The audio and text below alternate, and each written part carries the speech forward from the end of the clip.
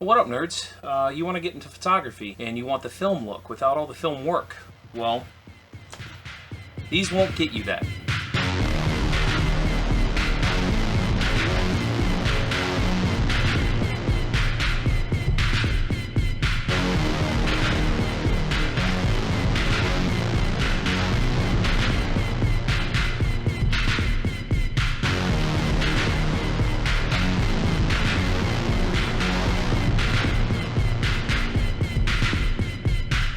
At least not with a 20-year-old one of these. But you can get an interesting look with one of these. And in my opinion, you're going to get a look with a 20-year-old point and shoot, or 15-year-old point and shoot, that you really can't replicate with like an iPhone and a filter. You can get close, but you will not 100% dead replicate it. Each of these cameras has a CCD sensor.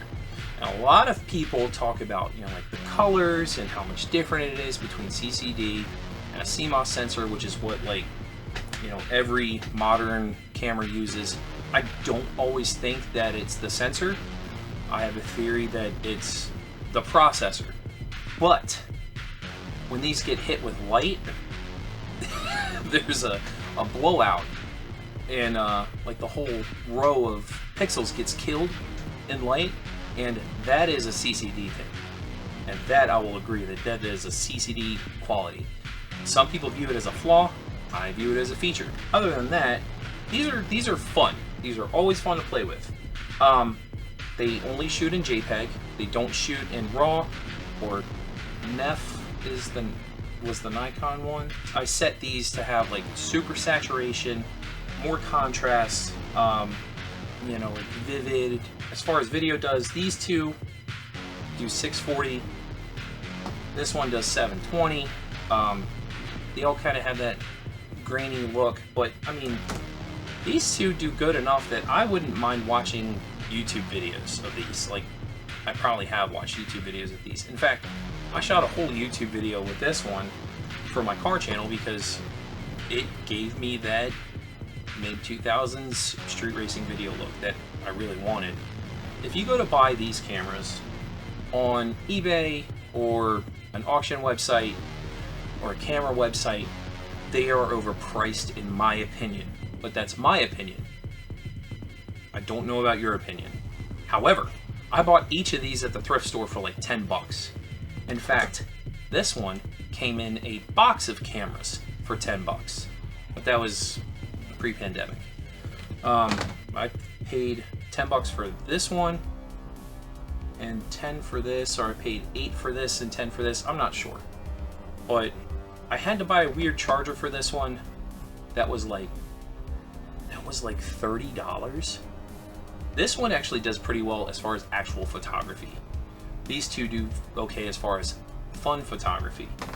But, if I want to take an actual picture of something, I'm going to use my Canon 5D.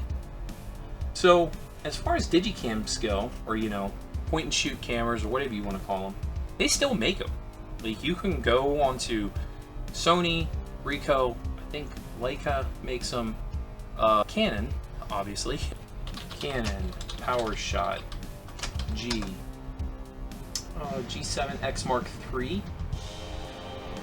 That's like $750. So yeah, the older G12, it's a CCD with video, it's $250.